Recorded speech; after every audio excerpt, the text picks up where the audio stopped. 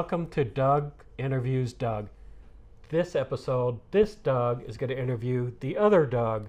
And this Doug is going to answer questions from this Doug. Don't get confused. That's right. So, to give Doug an introduction, he's our most versatile person on this team. Not only does he direct, he plays two roles, voiceover is another role, and does post-production, which we're going to concentrate on this time. So, Doug, when did you start to learn post-production?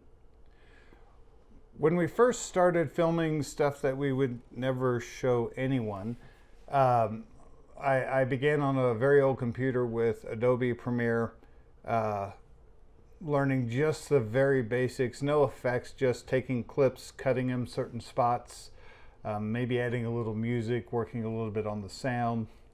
It wasn't very good, but it was a good learning process. Learned it through Studio 21C down at the library. Roland Clements is our advisor down there, and he spoon-fed me very slowly to teach me. Now, I went with you in one of the lessons, and it's very complex. Tell us about that lesson. We had just started season 3. In season 3, we went from doing things on location to doing nothing but green screen. So we went to the first lesson to learn how to use what's a program called After Effects. It comes with the Premiere program process, where you can create green screen effects, keying out when we shoot on green screen, it's all green, there's nothing behind the actors at all other than the screen, to key that out. So we went that, and I think we went home shaking our heads just a little bit of how complicated it was going to be to try and create an entire season where we decided it would be great to do it in the pirate world. And from what you told me, it's even more complicated than you thought. How many hours was this last episode? Last episode was 25 hours of editing, starting with and this does not even include organizing the clips that we shot. They were already organized, to bring them into Premiere Pro into an organized fashion, so it tells the story so I can see what the story looks like, and then taking individual clips into Premiere and placing them into the pirate environments, and then bringing it back, putting it together, and balancing the sound. Which actor is the hardest to in post-production to do? Oh, that would always be Peter Grigg. He's directing this, but the problem is he's not going to be editing this, so you and I can say whatever we want. You know, speaking of being on a live scene, I hope our fans notice this is Megalord's lair from season 1. You're in Megalord's seat. I know. She probably is going to see this, and I probably are going to pay for it. I have a feeling you just might. There might be a scene in season 3 where Megalord does something nasty to the accountant. Well, we're going to be writing that soon, so that would be something we need to consider. Is the director taking notes right now to make sure we can get these in? So basically, we have 4 more episodes. How long do you think it's going to take you to do those 4 episodes? 80 to 100 hours. It's taken a week. And part of the problem for all of us is we don't do this full time.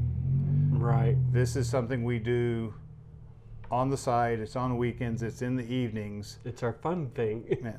So 100 hours is not just a couple of weeks. It's several weeks. So hopefully inside of 4 weeks we'll have everything done.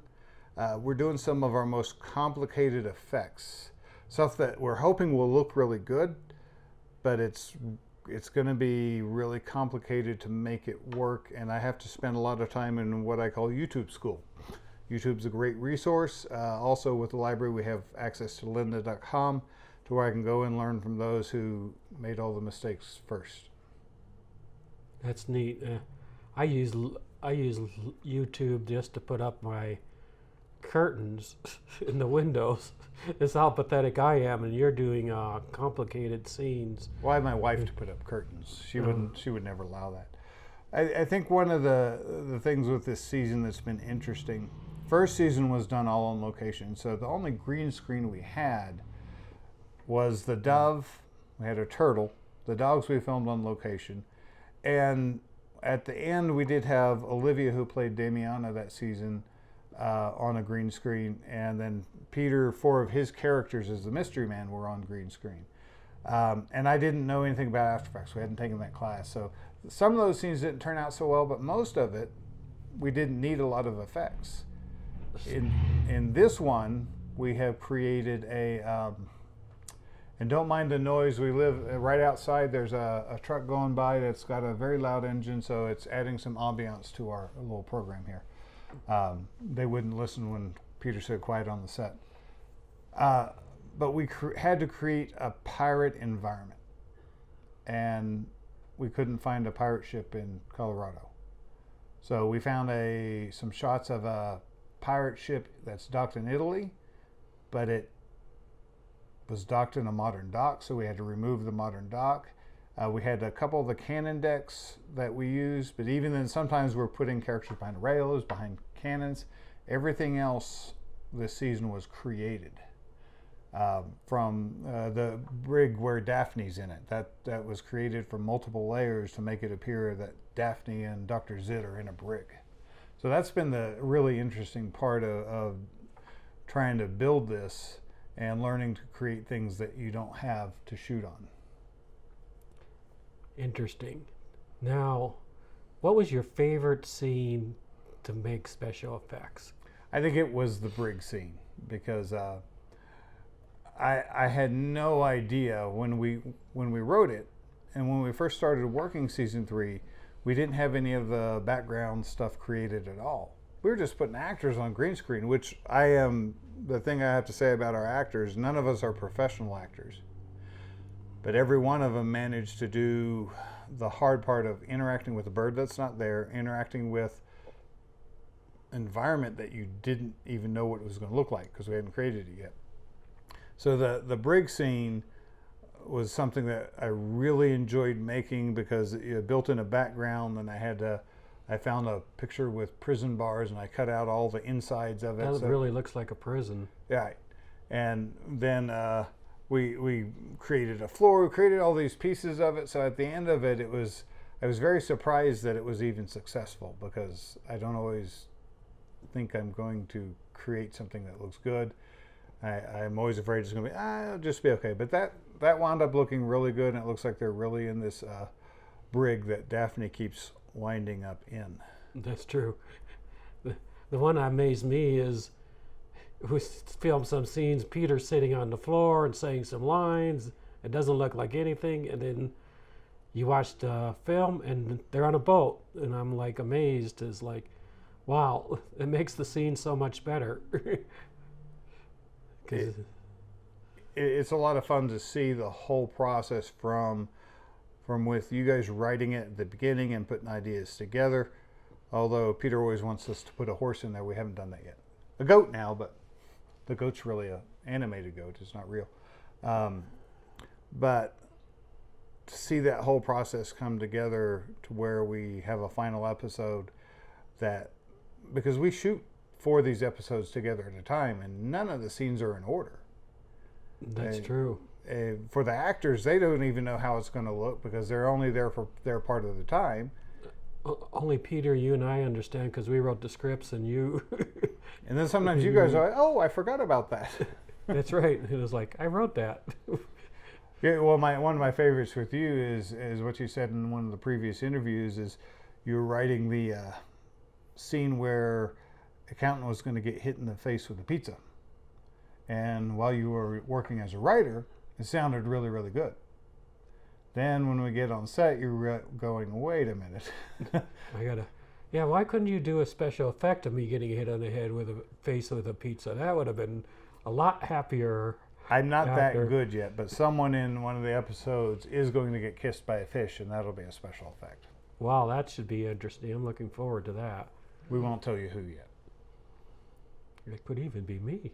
Could be. Accountant's not having a good time right now. No.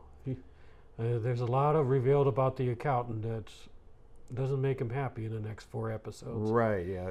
We've got some good surprises coming up for the last 4 episodes and the end of season 2. It's a fun ending, so watch it.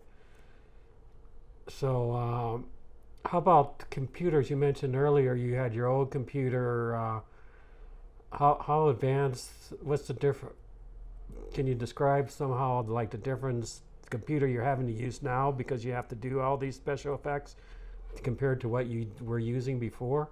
Well, we started with a basic laptop with 4 gig of RAM. It didn't work very well. After about 3 months, we realized that we needed something that had a little bit more. So then we went to a laptop that had 16.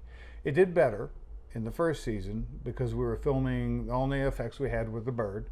We were only what's called keying out the green and placing the bird in the environment in Premiere Pro. When we started at the end of season 1, when we started going to After Effects for our production, the computer couldn't do it. Even though it had 16 gig of RAM, it didn't have enough what they call quad core, and how the RAM works differently. In a editing computer, the RAM works independently of the computer. I'm not very technical. I don't know exactly how that means, but I did know what I needed to buy, so we bought a gaming computer.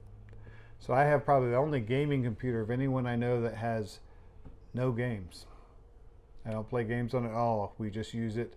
But it has the processing power to do some of the complication edits. One of the edits that we used in this season, we also used in a music video that we created, is a star field. And the star field took about, just that one little clip, about 8 hours to create. And even with this computer, it took another 8 to 12 hours to do what they call rendering, where it actually creates it and exports it out to where you can use it. And so is that your longest run time for rendering? that is the longest render I've had on the modern computer. The other computer was regularly 8 to 12 hours because it just couldn't process fast enough. Its GPU speed was just way too slow, and I'm sure anyone watching understands that I have no technical jargon understanding.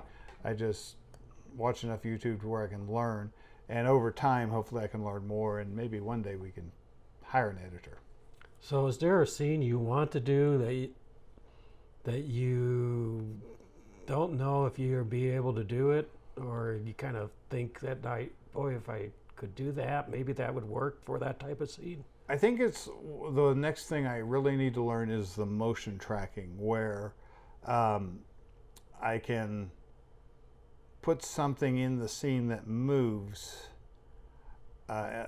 Like what we wanted to try, and we never got around to learning it with Dr. Zit. We had a scene where we didn't have the makeup to put his zit on, so we just covered it up. But the idea was to put the zit on, and then as he moved, it would move with him.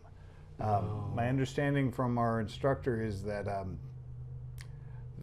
it's very possible, and it's something you can learn, but rendering time is about 3 days, depending on what you have moved. So motion tracking is my next, especially as we start to do more commercial work of learning. And then the next thing I need to really focus on is vector graphics, so that we can make our graphics look a little bit better. That sounds good. So you want to, anything else you want to say about the great world of after production? Anything of doing the credits, or? It's a lot of fun to work with, but I think what makes it fun is, as a team, we've created this. If I didn't have characters on the screen, I wouldn't have anything to edit. And so I've been able to edit because you guys have put some phenomenal writing in. There's been a lot of fun. It's really funny, and we're starting to build more of a fan base because of that. And people on screen acting. Donna doing the costumes. Donna plays Daphne. She's also my wife. And the people tonight that we're going to film tonight, our goal is to do, after we're done with this interview, is to do the voiceovers. Your voiceover is Cash. Peter doing his Mystery Man opening voiceovers, and then your wife Leslie is coming in to do a new character that you'll see in the next four episodes. Yes. of the or one, season. starting in either the third or the fourth of the four. I can't remember which one. I think the third, but I could be wrong. So we're introducing yet another character that will be interesting, and I don't know if you Fun to play told with. your wife this, but this isn't a one-time. I think she kind of gets it. I have to. I bribed her with steak, That's so I better start buying plenty of steak. that's right. She loves steak. That's the only money we really have is we feed people, and we do the best we can. Yeah, it's been fun. The actors have really brought these characters forth because when we originally wrote them, we didn't know sometimes what directions they would go, and some of these characters have really grown with the actors, and that makes it easier for us to write and then you to direct because we already know what kind of character they are. And I like our culture is one of, we don't just tell you you have to follow the exact lines or exactly what was written in the script. If you've got an idea on how to run your character, Purplebeard, Jeremy Spain, there's some areas that are in the next 4 episodes. And I remember as I was cutting through, scrubbing through all the footage, he said, I'm going to try this on the next take. And it worked really well. It was better. And that's the one I kept. So, yeah. So, yeah, I think every one of our actors have added a lot to their characters, and our characters are interesting because of that. So it's kind of like, oh, so they can become characters you care for or hate. So, well, thank you for taking your time to your busy schedule of working a full-time job and doing all this to do an interview with us. Well, I'm looking forward to the next season and some of the crazy things you guys will come up with this time. Well, you're going to help us because we're going to go in a room together for a whole day and come out with 13 scripts. Yep, no one's letting us out until we're done with it. That's right. I don't know who's locking the door, but...